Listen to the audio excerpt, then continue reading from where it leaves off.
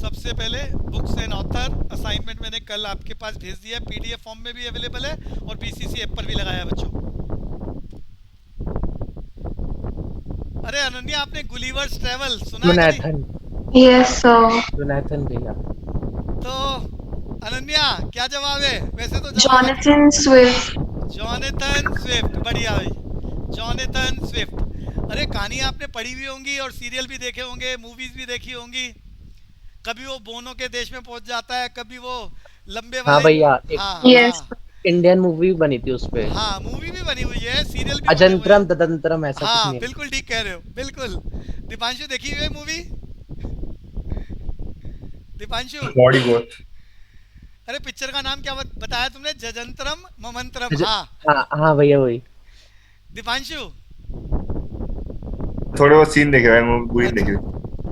तो और बुक्स बनी हुई है, बड़ी सारी स्टोरीज हैं, सीरियल बने हुए हैं। हायर देन होप्स, मैंने कुछ फेमस बुक्स की बात यहाँ पर लिखी है बच्चों, डिटेल तो बहुत सारी है।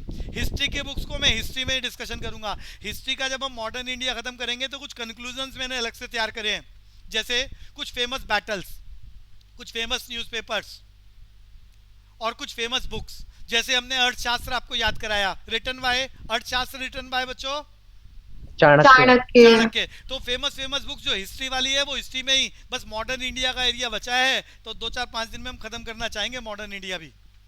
तो Higher Than Hopes is the biography of, कोई ट्राई करना चाहे? Nelson Mandela. Nelson Mandela. क्या बढ़िया बात है, क्या बढ़िया बात है। अब कोई बताएगा Nelson Mandela farmer president of किसी कंट्री के प्रेसिडेंट रहे हैं?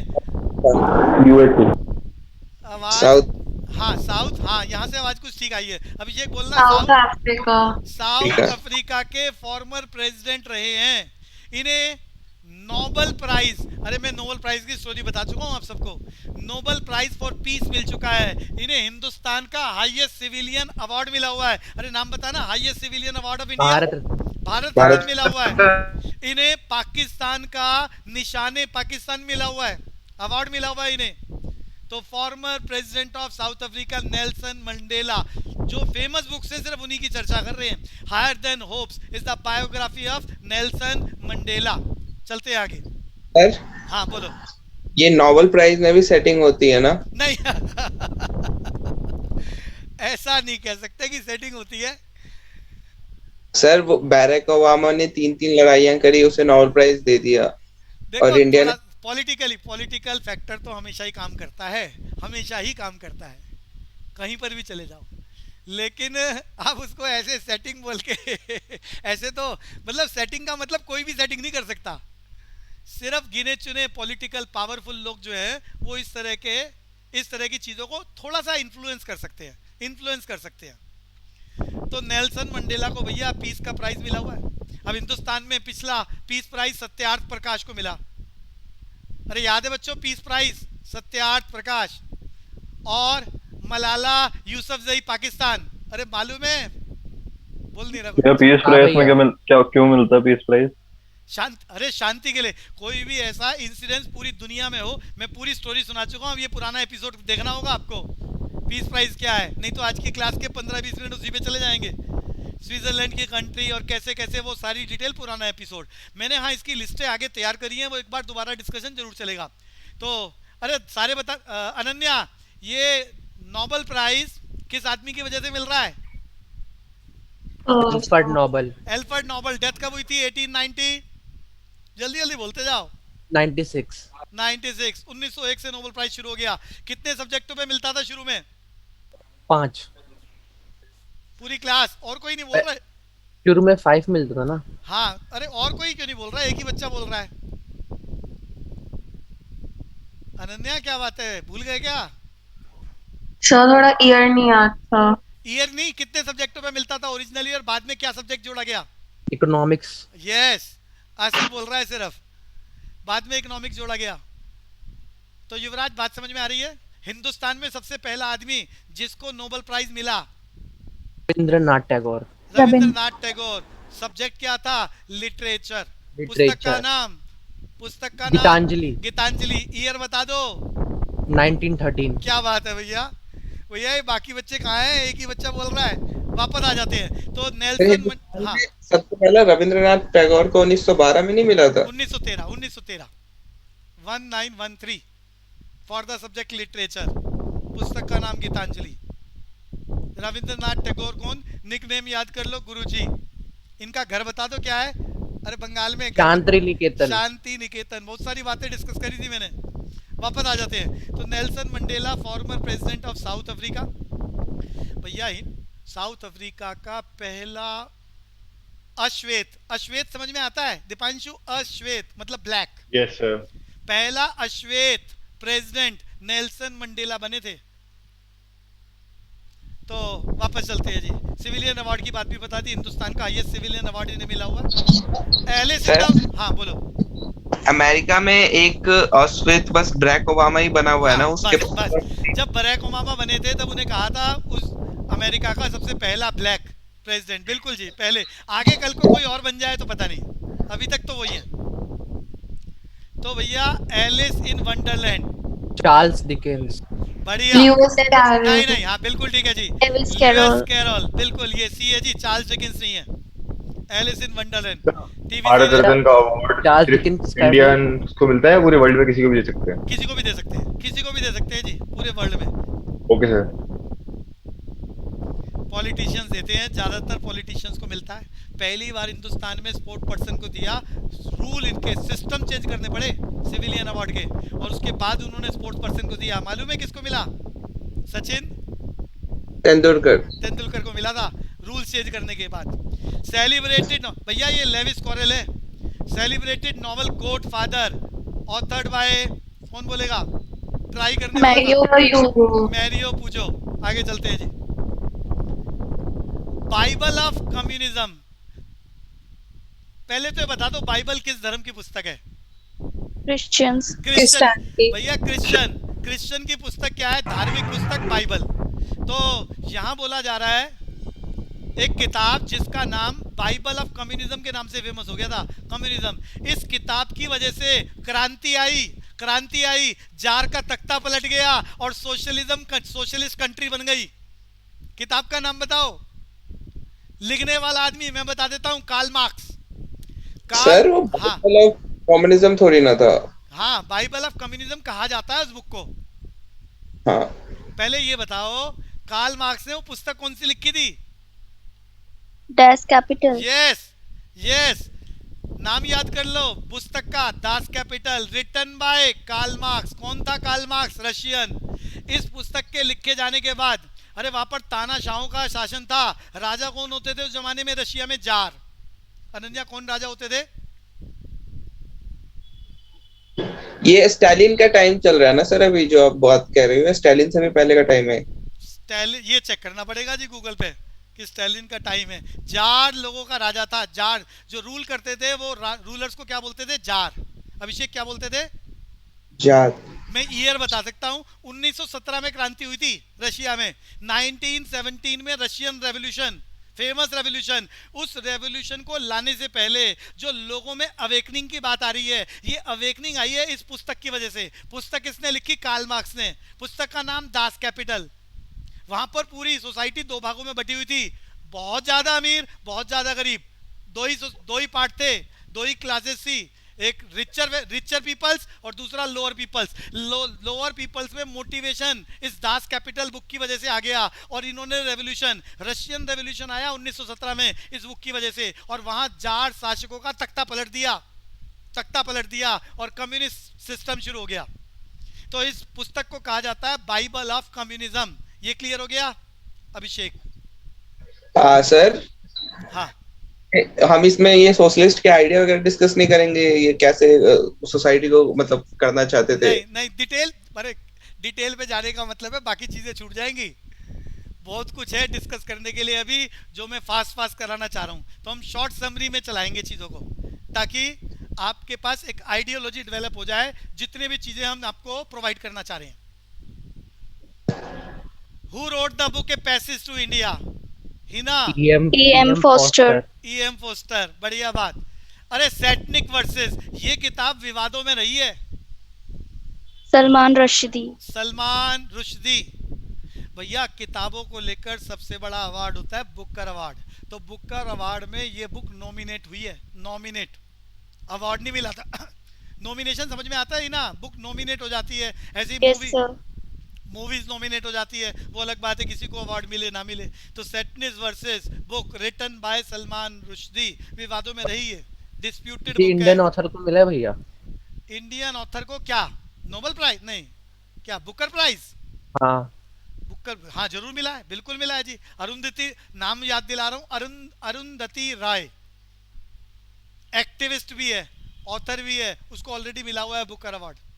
तो सैटनिक वर्सेस सलमान रुश्दी ने लिखी। तो तो यहाँ डिबेट में क्यों रही पुस्तकें? डिबेट में इसलिए रही, हिंदू और मुसलमान के बीच में कुछ इस तरह की बातें लिखी हुई हैं जिसको लेकर लोगों ने, जब ये बुक लिखी गई तो हिंदुस्तान में ये सलमान रुश्दी पूरे दुनिया में घूमते हैं, तो यहाँ जब भी फेस्टिवल्स बुक्स वगैरह के लगते हैं तो यहाँ भी आते हैं, तो इनका आना बैन कर दिया था कि झगड़ा ना हो जाए लोगों में। बहुत सारे लोग कट्टर कट्टर होते हैं ना अपने धर्म के प्रति, तो उस वजह से इनको आना बैन कर दिया था उस टाइम पर। बात समझ में आ गई बच्चे? Yes sir. तो who among the following author a scrap book of prisoner? Atal Bihari Babu Naidu. Vajpayee. Atal Bihari Vajpayee के बारे में कोई बता, वैसे तो गलत बोला है अभी आंसर।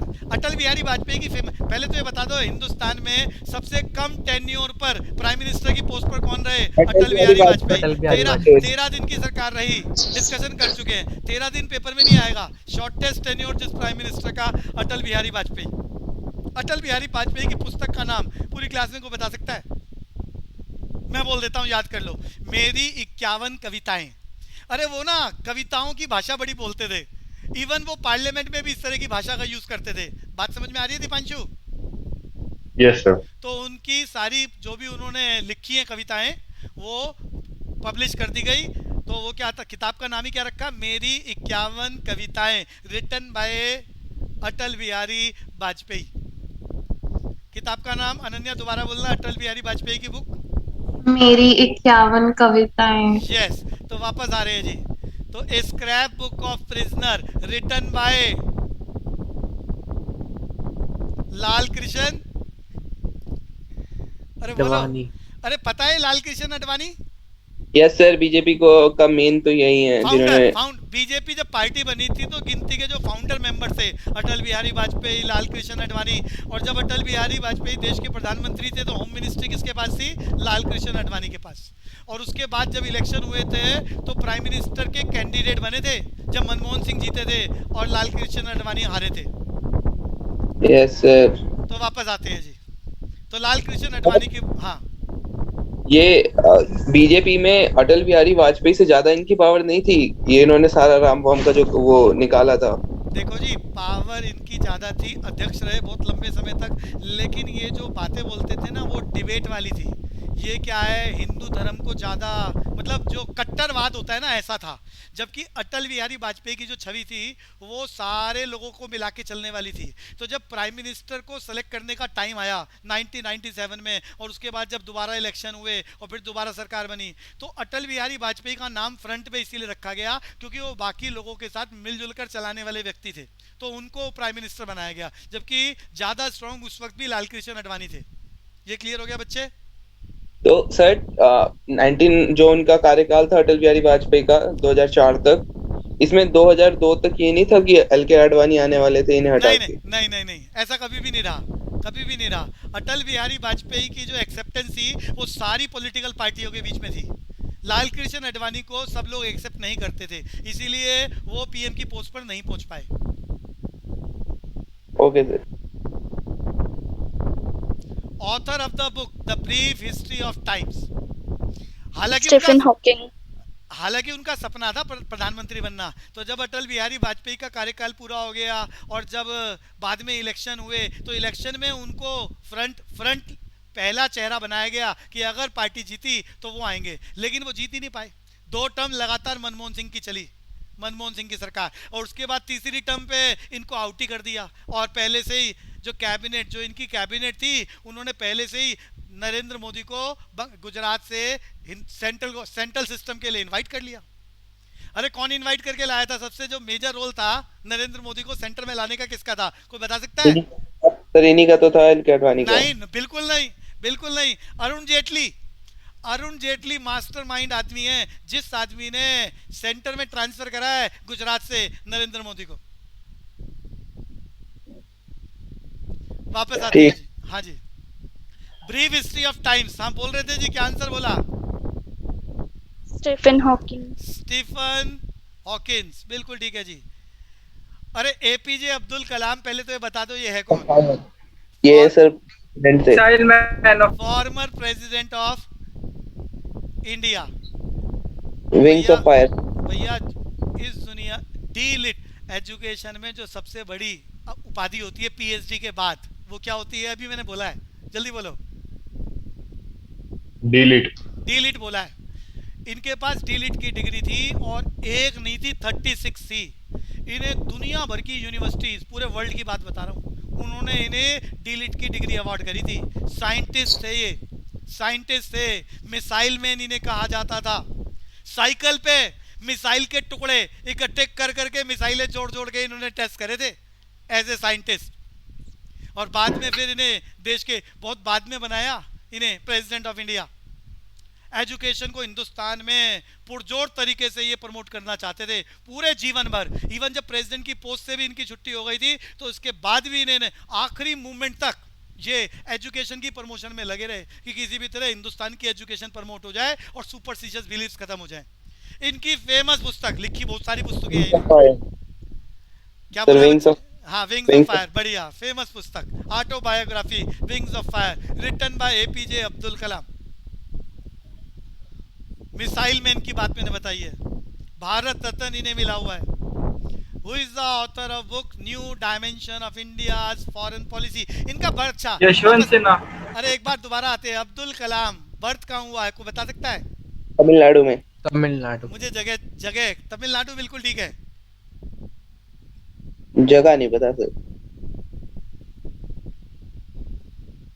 अरे वो क्या नाम है उनके, जो 4 हिंदुओं के 4 जगह होते हैं ना, द्वारका, तो वो तमिलनाडु में कौन सा वाला है? श्री गली का नाम पता है, कोई मस्जिद गली थी। अच्छा, श्रीवन्नाथपुरम। नहीं, रंगनाथपुरम नहीं। तमिलनाडु में वो कौन सा है? तो तमिलनाडु में तो वो बालाजी है। नहीं, वो अरे बालाजी आंध्र प्रदेश में है। आंध्र शिव- प्रदेश में शिव जी का कुछ है वहाँ पे वो। अरे राम जी ने जहाँ से पुल बनाया था उसको क्या बोलते हैं? वही है। श्रीवन्नाथपुरम। हाँ, बिल्कुल जी, यही इनका गांव है, यही गांव है, बिल्कुल नाम आ गया जी, रामेश्वरम। ये तमिलनाडु में समुद्र तट का इलाका है रामेश्वरम, बिल्कुल यहीं पर इनका घर रामेश्वरम। वापस चल रहे हैं जी। Who is the author of the book New Dimension of India? ये कोई बच्चा बोल रहा था न्यू यशवंत सिन्हा। यशवंत सिन्हा। इनके बारे में कोई बताएगा ये क्या? यशवंत सिन्हा के बारे में कोई बच्चा?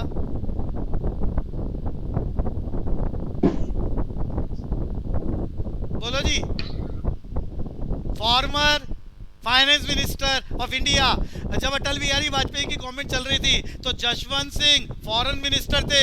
यशवंत सिन्हा, अरे जल्दी बताओ, यशवंत सिन्हा फाइनेंस मिनिस्टर थे।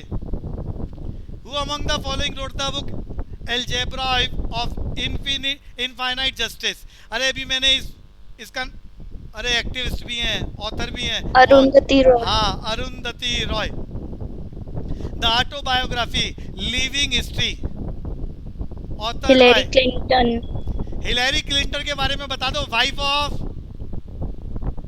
Bill Clinton. अरे wife of Bill Bill Clinton. Clinton. Bill Clinton क्या है? फॉर्मर प्रेसिडेंट ऑफ यूएसए 1993 से 2001 तक। अरे बिल क्लिंटन लगातार 2 बार प्रेसिडेंट रहे, 2 बार। 4 साल का टेन्योर होता है वहां पर प्रेसिडेंट का, 2 टर्म उन्होंने पूरी करी है बिल क्लिंटन ने। उनकी वाइफ हिलेरी क्लिंटन। ऑटोबायोग्राफी लिखी, लिविंग हिस्ट्री। याद हो गया दीपांशु? Yes sir. भैया फेमस पुस्तक business at the speed of thought, written by ये बिल गेट्स। बिल किसी गेट्स। टाइम पर पूरी दुनिया का रिचेस्ट पर्सन था, किसी टाइम पर। बिल्कुल ठीक बोला है, बिल गेट्स। ना खत्म होने वाली कहानी, ऑटोबायोग्राफी ऑफ, ये देश का प्रधानमंत्री रह चुका है ये व्यक्ति, बना कुछ वीपी सिंह। हाँ बढ़िया, पूरा नाम बता दो। विश्वनाथ प्रताप सिंह। विश्वनाथ प्रताप सिंह हिंदुस्तान में कुछ महीने के लिए प्रधानमंत्री रहे थे। टेन्योर बता देता हूँ, 1990 पार्लियामेंट में पार्लियामेंट्री इलेक्शन हुए, हंग गवर्नमेंट आई। हंग गवर्नमेंट समझते हो बच्चों, किसी भी एक सिंगल पार्टी को 273 वोट नहीं मिले। दीपांशु बात समझ में आ रही है? Yes sir. तो बीजेपी और कांग्रेस दोनों के पास कम थे, तो तीसरी पार्टी बनी, तीसरा कोएलिशन बना, तीसरा घटक बना, जिसमें सबसे बड़ा दल था जनता दल। और उन लोगों ने बच्चों एक ही साल में 3 बार प्रधानमंत्री बदल गए थे।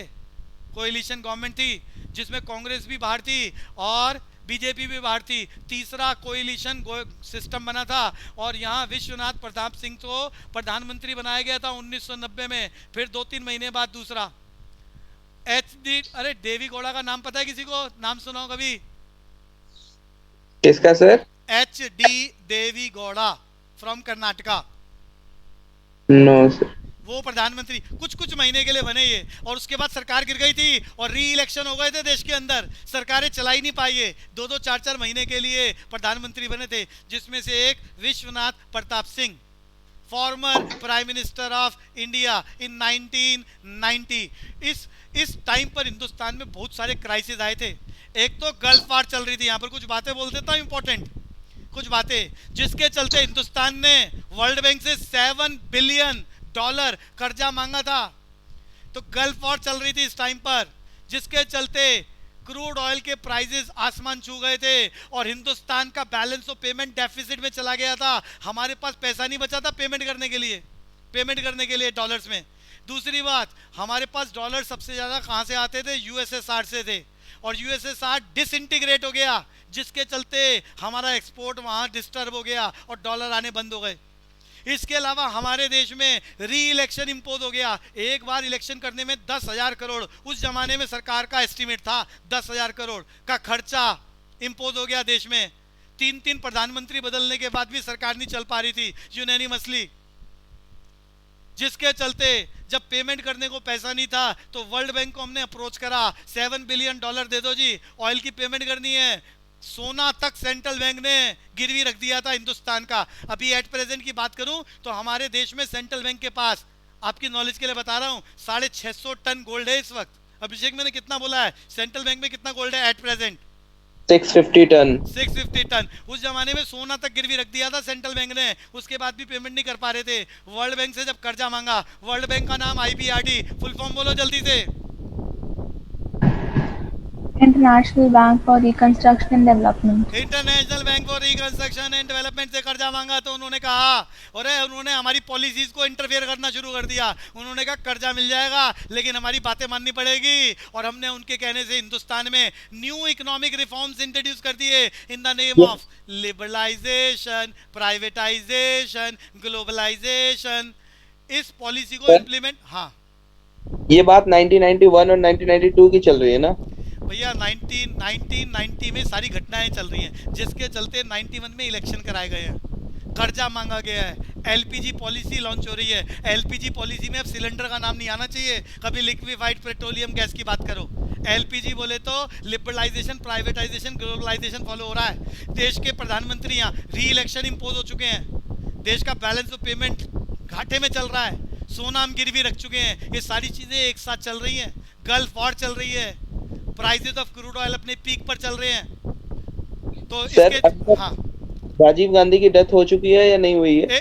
ए बच्चे, राजीव गांधी की डेथ हो चुकी है बच्चे। तभी तो अरे राजीव गांधी की डेथ के बाद इलेक्शन हुआ, इलेक्शन में किसी भी पार्टी को बहुमत मिला ही नहीं, तो उसके बाद जनता दल सबसे बड़ी पार्टी थी। 2-2, 3-3 महीने की सरकारें चली, 1 साल बाद इलेक्शन इम्पोज हो गए। अब की बार जब इलेक्शन में जीत हासिल हुई तो कांग्रेस सबसे बड़ी पार्टी थी, लेकिन कांग्रेस को 272 का आंकड़ा नहीं मिला था। ये समझ में आ गया अभिषेक को? ये 1991 की बात बता रहा हूँ। तब रूलिंग जिसके पास सबसे ज़्यादा सीटें होती हैं उसी को प्रधानमंत्री बनाया जाता है, PC। अब यहाँ पर राजीव गांधी तो थे ही नहीं, और सोनिया गांधी ने मना कर दिया था कि वो पॉलिटिक्स में आएंगी ही नहीं। तो ऐसी कंडीशन में पीवी नरसिम्हा राव को देश का प्रधानमंत्री बनाया गया, मनमोहन सिंह देश के फाइनेंस मिनिस्टर बने। हाँ ठीक है सर। हाँ, और यहाँ पर एलपीजी पॉलिसीज को इम्प्लीमेंट कराने का काम शुरू हो गया था। तो वापस आ रहे हैं जी। तो विश्वनाथ प्रताप सिंह को लेकर मैंने कुछ फैक्ट्स आपको बताए हैं जिस टाइम पर ये घटना घट रही थी। तो who is called the father of English poetry? ही ना, father of Wordsworth. English. Chaucer. हाँ, आगे चलते हैं जी। अरे महात्मा गांधी की फेमस पुस्तक Hind Swaraj. स्वराज। हिंद स्वराज। ये राम मनोहर लोहिया के बारे में कोई बच्चा बताएगा? चर्चा किताब की बात में करेंगे। राम मनोहर इनके लोहिया। नाम से एक हॉस्पिटल है। आरएमएल हॉस्पिटल बिल्कुल ठीक है। अरे दिल्ली का सबसे बड़ा गवर्नमेंट हॉस्पिटल आरएमएल हॉस्पिटल, बात ठीक है, बात ठीक है। थोड़ा सा और बताओ। इनका हॉस्पिटल है बच्चों, बहुत बढ़िया। और थोड़ी सी बात बताओ इनके बारे में। सोशलिज्म को एडवोकेट करते देश की थे। आज़ादी में बहुत बड़ा रोल था इनका। देश आज़ाद हो गया था, उसके बावजूद अरे आपको मालूम है गोवा को हमने कब आज़ाद कराया? 63 63 गलत है बच्चे आपकी। 63 दीपांशु पहले 61. हाँ 61 है। ये सारे याद कर लो। गोवा को आज़ाद कराने में जो सबसे बड़े फ्रीडम फाइटर थे वो राम मनोहर लोहिया थे। 14 इयर्स तक फाइट करी है इन्होंने वहाँ पर पार्टी बना के, और उसके बाद आज़ादी मिली है। आज़ादी मिली है। सर आजादी गोवा में तो आर्मी की मदद से ली गई थी ना? अरे हम लोग फाइट, वहाँ के लोग फाइट। अच्छा एक और बात, बढ़िया बात बता रहा हूँ बच्चों। अरे पुर्तगीज गोवा पर किसका कब्जा था? जल्दी बोलो। यही जो आपने जी। बताया। पुर्तगीज। ईयर सुनना, 450 साल तक रूल करा है। वहाँ की पूरी फिलॉसफी चेंज हो रखी है। वहाँ जाओ तो ऐसा लगता है पुर्तगाल के अंदर खड़े हुए हो। पूरा कल्चर वहाँ का पुर्तगीज वाला है। बात समझ में आ रही है बच्चों? दीपांशु 450 इयर्स तक उन्होंने वहाँ रूल करा है। तो वहाँ 12-15 साल पहले, 63 की बात कर रहे हैं तो 12-15 साल पहले ही वहाँ रिवोल्ट होना शुरू हो गया था और पुर्तगीज को भगाने का काम शुरू हो गया था। वहाँ ग्रुप बनने लग गए थे। तो राम मनोहर लोहिया ने ग्रुप बनाया, आज़ादी की बात करी गई, और तब जाके 1960 आज़ादी की बात चल रही है, लेकिन 1963 में इंडिया ने अपनी आर्मी भेज दी वहाँ पर। 36 आवर्स तक वार चली थी, 36 आवर्स, और उसके बाद हमने गोवा पे कब्जा कर लिया और पुर्तगीज चले गए थे। ये बात समझ में आ गई बच्चे? 36 आवर्स तक हमारी आर्मी ने वॉर लड़ी है। 36 आवर्स। आसिफ, अभिषेक, क्लियर है बच्चे? हाँ भैया। Yes sir. वापस आ रहे हैं जी। एक तो मैंने आपको याद कराया 63 में हमने गोवा को आजाद कराया पुर्तगीज से, और पुर्तगीज ने 61 में। हाँ 61 में हाँ, ना? 61 बिल्कुल 61 में। इसमें फ्रीडम फाइटर कौन थे जिनका बहुत बड़ा रोल था? राम मनोहर लोहिया। कई सालों तक वहाँ उन्होंने लोगों के साथ मिलकर पुर्तगीज के खिलाफ आंदोलन छेड़ा। वापस आते हैं जी। मैंने यहाँ एक और बात बताई थी, फ्रांस वालों ने हिंदुस्तान के कुछ इलाकों पे कब्जा कर रखा है। अरे कल ही याद कराया तो कोई बताएगा? माहे, यमन, जल्दी बोलो। अरे बोल नहीं रहे, कल ही तो बताया है। माहे, यमन, करईकाल, बोले तो पौंडीचेरी, यहाँ पर कब्जा था। और हमने फ्रांसीसीज से ये इलाके कब लिए? 1950, बोलो बच्चों। 1954, बढ़िया, याद रखना है जी। तो राम मनोहर लोहिया को मैंने बताया कि किस लिए फेमस रहे, फ्रीडम फाइटर रहे, दिल्ली में हॉस्पिटल बना हुआ है इनके नाम से। अब बताओ इनकी फेमस पुस्तक, बोलो जी। The Wheel of History. Wheel of history. Doctor Rajendra Prasad के बारे में बता दो। फर्स्ट प्रेसिडेंट ऑफ इंडिया, सबसे लंबा टेन्योर इन्हीं का रहा। अब बताओ इनकी फेमस पुस्तक, बोलो जी। India Divided. मौलाना आजाद, अब पूरा नाम अब्दुल मौलाना आजाद। देश की आज़ादी में बहुत बड़ा रोल था। इन्हें फ्रंटियर, ध्यान सुन लो इनके बारे में बातें, इनको फ्रंटियर गांधी कहा जाता था। और इन्होंने जो पार्टी बनाई थी, इनके जो पार्टी के लोग थे लाल रंग की कमीज पहन के घूमते थे, लाल रंग की, रेड शर्ट पार्टी बोला जाता था। इनकी पुस्तक बताओ जी। फ्रीडम फाइटर थे बहुत बड़े। India wins freedom. India wins freedom. आगे चलते हैं जी। फ्रंटियर गांधी बोला जाता था इन्हें। व्हील ऑफ नेशन, अरे वेल्थ, अरे ये तो मालूम है Adam Smith. Deepanshu. Adam Smith, wealth of nation, written by Adam Smith. Adam Smith कौन है? मैंने बचपन में याद कराया था, फादर ऑफ इकोनॉमिक्स, जिसमें कहा गया knowledge of wealth, accumulation of wealth is known as economics. बहुत बाद में हमने बात करी, study of human behaviour is known as economics. तो wealth of nation written by Adam Smith, नया सब्जेक्ट बन रहा है इकोनॉमिक्स का। फ्यूचर शॉक रिटन बाय, यहाँ भैया एक मिनट, Alan Tuffler. अरे पहले आखिरी वाली बात करेंगे। क्या बढ़िया किताब, मेन काम। भैया ये वो आदमी है जिसकी वजह से सेकंड वर्ल्ड वॉर इस दुनिया में हुई है। सेकंड वर्ल्ड वॉर हुई है, कौन बताएगा? Adolf Hitler. अडोल्फ हिटलर किस देश का राजा था? जर्मनी का। कौन सी पार्टी से था? पार्टी का नाम बताओ। नाजीवाद या नाजिज्म। नाजिज्म रूल कर रहा था वहां पर जर्मन में। और इसका राजा, इसके राजा की वजह से, तानाशाही राजा था, पूरी दुनिया में सेकेंड वर्ल्ड वॉर चली। और मजे की बात, इसे जिंदा गिरफ्तार नहीं कर सके थे। बर्लिन में इसने जब इसे लगा, हाँ जब इसे लगा ये गिरफ्तार हो सकता है और आर्मी ने चारों तरफ से बिल्डिंग को घेर लिया है, इसने अपने आप को गोली मार ली थी। इसने टॉर्चर करने के, दूसरी आर्मीज को टॉर्चर करने के 5000 से ज्यादा ऐसे नायाब तरीके निकाले थे जो इस दुनिया में कोई सोच नहीं सकता। ऐसे नायाब तरीके निकाले थे इसने टॉर्चर करने के। वीडियो देखा था मैंने। हाँ सर, हाँ जी। एडोल्फ हिटलर जो था ये तानाशाह थोड़ी ना था, ये तो इलेक्शन करके आया था ना। अरे आया तो इलेक्शन करके था, लेकिन रूल कैसे करता था? तानाशाही। अगर लड़ाई इंपोज करती तो करती, किसी की नहीं सुनता था। जो इसने कह दिया, सारी इसकी पार्टी, इसकी पूरी देश मानने के लिए बाउंड था। तानाशाही रवैया था, तभी तो वर्ल्ड वार इंपोज हो गई। क्लियर है बच्चे? Yes sir. अरे इसके साथ साथ कौन कौन शामिल थे? जापान। अरे जर्मन के अलावा जल्दी बताओ, वार में कौन शामिल थे? जापान, इटली, बढ़िया, जो हारे थे। और इसकी फेमस, इन्हें अलाइड पावर्स बोलते थे ना। अलाइज, हाँ अलाइज सही, तीनों कंट्रियों का अलाइज था। एक्सिस बोलते थे भैया। हाँ जी। तो मेन काम फेमस पुस्तक रिटन बाय अडोल्फ हिटलर। अरे मैक्सिम गोर्की, बोलो जी, ऑथर है, बुक का नाम mother. Future shock written by Alvin Toffler. Answer ढूंढ लेना, कौन सा मिला आंसर। अगली बुक, अरे महात्मा गांधी की पुस्तक का नाम बताओ जी। Mahatma Gandhi, My Experiments with Truth. My experiment with truth. Sarojini Naidu को बच्चों फ्रीडम फाइटर थी बहुत बड़ी। हिंदुस्तान में क्या कहा जाता था, कोई बच्चा बताएगा? Nightingale of India. सारे याद कर लो। जैसे हम पंडित जवाहरलाल नेहरू का निकनेम बोल रहे हैं चाचा जी, महात्मा गांधी को बोल रहे हैं बापू जी। अरे महात्मा गांधी का पूरा नाम बताओ। मोहनदास करमचंद गांधी. करमचंद गांधी। उनकी पत्नी का नाम बताओ। कस्तूरबा. कस्तूरबा गांधी। महात्मा गांधी की माता का नाम बताओ। पुतलीबाई. पुतलीबाई, बढ़िया। वापस आ रहे हैं जी। तो सरोजिनी हाँ, अभी महात्मा गांधी की परपोती को जेल हो गया, आपको पता? हाँ अभी न्यूज में आया है, बिल्कुल कुछ न्यूज में आया है, बिल्कुल जी। देखो अब तो, कोई भी हो कुछ इस तरह का इंसिडेंस करेगा तो लॉ तो सबके लिए है। बोलो जी अभिषेक। तो सर इसमें इंडियन गवर्नमेंट इंटरफेयर नहीं करेगी?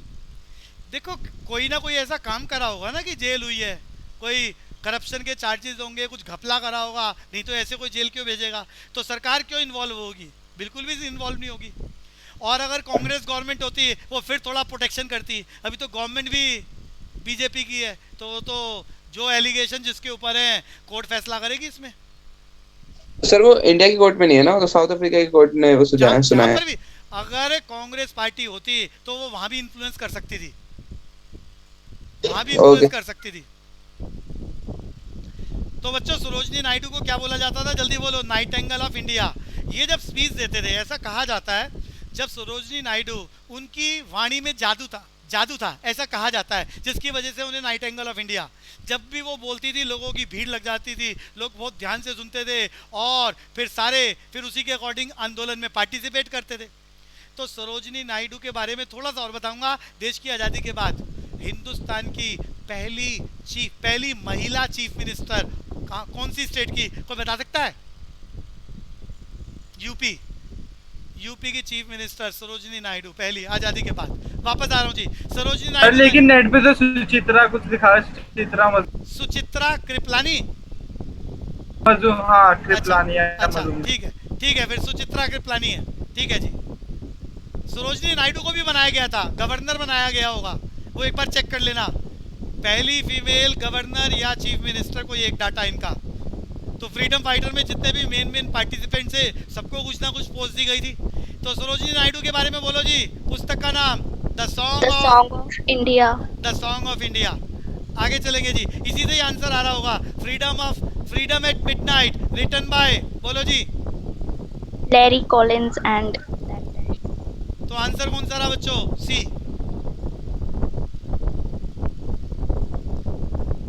अरे पंडित जवाहरलाल ने भी बड़ी फेमस पुस्तक लिखी है, सीरियल बना हुआ है उसके नाम से। किसी बच्चे को पता है तो बताओ। पंडित जवाहरलाल नेहरू, निकनेम याद कर लिया चाचा जी। चिल्ड्रंस डे मनाया जाता है उनके बर्थडे पर, जल्दी बता दो। Children's day 14 November. नवंबर। तो बता दो उनकी फेमस पुस्तक। दीपांशु, भारत एक खोज, कभी सीरियल देखा है? भैया वो एक लेटर था ना उनका जो अपनी बेटी को भेजते थे जेल से। हाँ वो एक अलग बात है, लेटर भेजते थे। प्रियदर्शनी, प्रियदर्शनी बोले तो Indira Gandhi. इंदिरा गांधी, प्रियदर्शनी को लेटर भेजते थे, बोले तो इंदिरा गांधी। फिलहाल आप मुझे बताओ इनकी फेमस पुस्तक का नाम। अभी मैंने बोला हिंदी में भारत एक खोज, भारत सीरियल एक बना हुआ है। खोज। इंग्लिश में क्या बोलते हैं? Discovery of India. तो बता दो जी इंदिरा गांधी की फेमस पुस्तक, बोलो माई जी। इंडिया, माई इंडिया। कोई और बच्चा? My Truth. माई ट्रुथ, बिल्कुल ठीक है, माई ट्रुथ। अरे are K Narayan, are K Narayan कोई बताएगा? डेथ हो चुकी है, इन्होंने पुस्तक लिखी जिसको लेकर सीरियल बना हुआ है। अरे किसी ने मालगुडी डेज देखा है कभी? मालगुडी डेज सीरियल आता था, वो मालगुडी डेज इसी बुक पर आधारित था, My Days, written by R K Narayan. अरे वीवी गिरी मालूम है, देश के फॉर्मर, बोलो जी। वीवी गिरी वाइस प्रेसिडेंट वाइस और प्रेसिडेंट, याद प्रेसिडेंट। है आपको? याद है माई लाइफ एंड टाइम्स। निहाल सिंह ने क्या लिखा? माई इंडिया। आते हैं जी हिस्ट्री पर।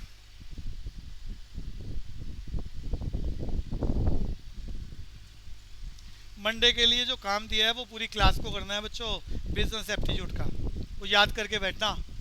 तो शुरू करते हैं मॉडर्न इंडिया का खेल।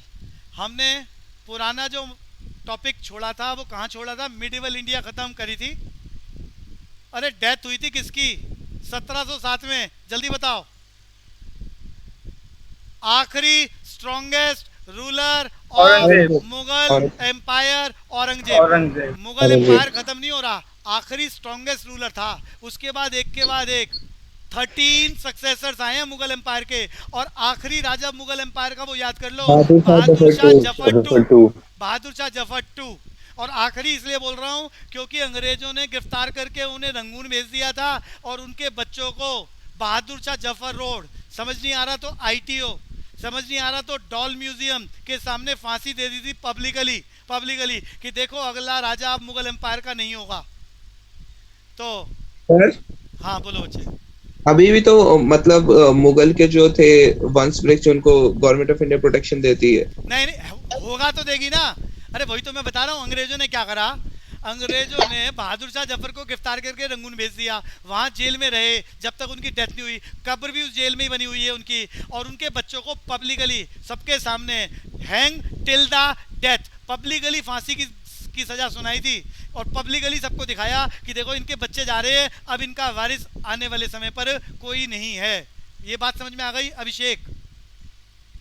यस सर, बट कोई है जिसे अभी भी प्रोटेक्शन देती है? नहीं अरे है नहीं देती। और उस रोड को, और मजे की बात, जहाँ फांसी दी थी वो सड़क आज भी बहादुर शाह जफर रोड के नाम से फेमस है वो जगह। आइडिया दे रहा हूँ कहाँ पर है। डॉल म्यूजियम देखा होगा सबने, नहीं देखा किसी ने? अंबेडकर स्टेडियम, ITO, कुछ भी समझ जाओ, बिल्कुल वो लोकेशन। शिवाजी, मराठास के बारे में चर्चा करूंगा, और फिर अंग्रेजों की एंट्री हो रही है देश में, और 200 सालों तक कब्जा करेंगे, और फिर आज़ादी की बात करेंगे। तो भैया मराठा के फाउंडर कौन थे, जल्दी बताओ। दीपांशु। शिवाजी। शिवाजी के गुरुजी रामदेव पैदा कहाँ हुए थे? शिवनेरी। पिताजी का नाम शाहजी भोसले, माता का नाम जीजाबाई। इनको कहा जाता था, अरे टाइटल दिया था इन्होंने अपने आप को कि ये हिंदुओं के रक्षक है। क्या इन्होंने अपने आप को टाइटल दिया? जल्दी बताओ। हिंदवास धर्म दोरक। दीपांशु बोलो। हिंदवाद धर्म दोरक। अपने आप को टाइटल दिया, हिंदुओं के रक्षक है। इनकी डेथ हो गई थी 1680 में। इन्होंने विशेष प्रकार का टैक्स लगाया था, 2 टैक्स लगाए थे, ध्यान से सुनना। जो इनके इलाके हैं वहाँ पर इन्हें टैक्स जो लगाया, जितनी भी खेती होगी इनका 1/4 इनको चाहिए था। उसे क्या बोला गया? चौथ। ये पेपर में आया हुआ क्वेश्चन। दीपांशु क्या बोला गया? अरे 1/4 को चौथाई बोलते हैं, तो इन्होंने क्या बोला था कि हमें 1/4 टैक्स चाहिए इन द नेम ऑफ चौथ। इसके अलावा ऐसे इलाके जो इनके थे जिन्हें औरंगजेब ने इनसे छीन लिया था, औरंगजेब के साथ इनकी बहुत लड़ाइयाँ लड़ी हैं, तो औरंगजेब ने इनके इलाके जो इनसे छीन लिए थे, तो ये वहाँ पर छापामार सैनिक को लेके जाते थे, अटैक करते थे, और ऐसे इलाके जहाँ पर ये अपना कब्जा बनाना चाहते थे उनसे भी टैक्स लेते थे इन the name of sir Deshmukhi. Deepanshu मेरी बात समझ में आ रही है? Yes sir. जैसे आज भी ईस्टर्न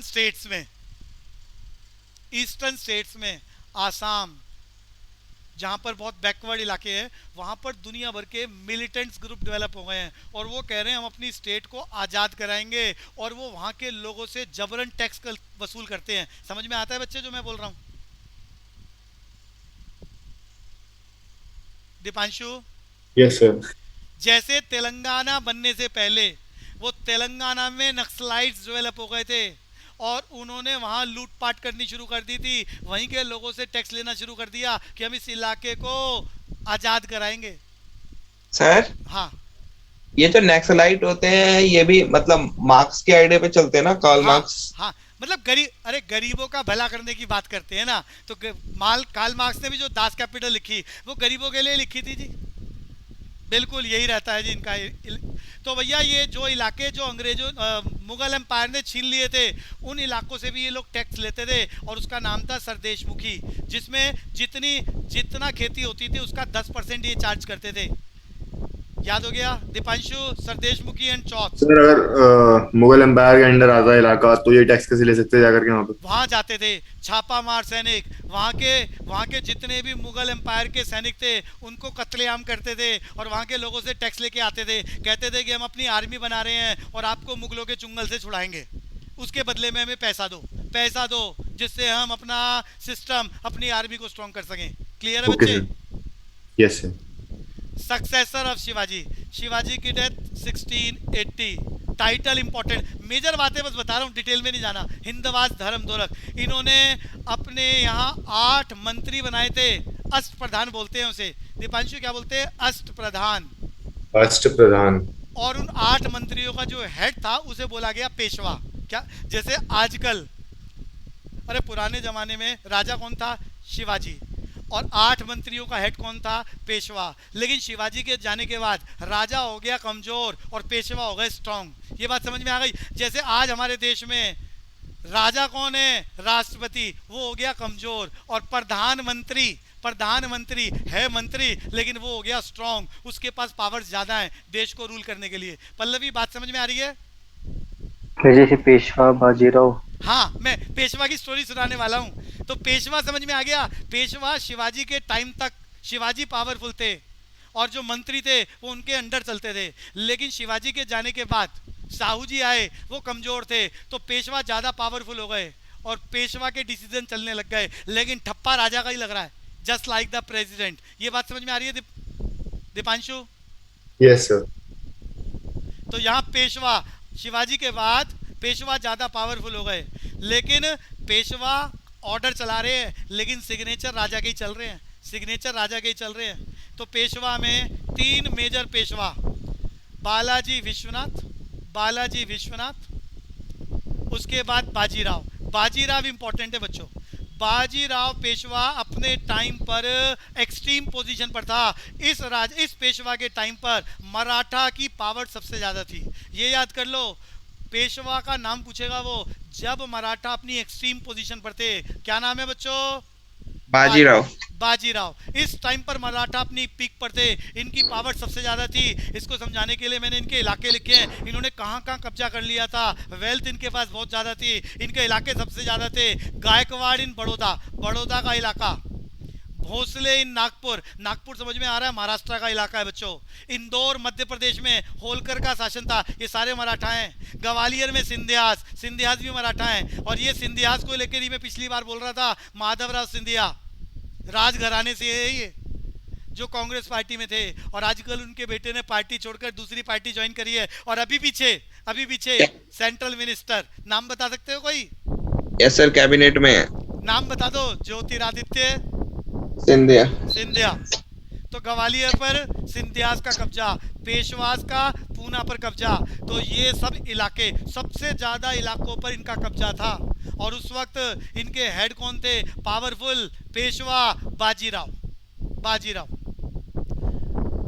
इनके बाद इनका बेटा गद्दी पे बैठा, नाम के आगे उन्होंने पिताजी का नाम लगा लिया, बालाजी बाजीराव टू। इन्होंने अपने आप को टाइटल दिया नाना साहिब, फेमस है नाना साहिब के नाम से, नाना साहिब। और यहीं पर वो टाइम था जब इनका बेटा लड़ाई में मारा गया था। यहाँ पर बात आ रही है थर्ड बैटल ऑफ पानीपत इन 17, जल्दी बोलो जी। थर्ड बैटल ऑफ पानीपत 1760, अरे याद कराया था मैंने बचपन में। फर्स्ट बैटल ऑफ पानीपत बताओ पूरी क्लास। 26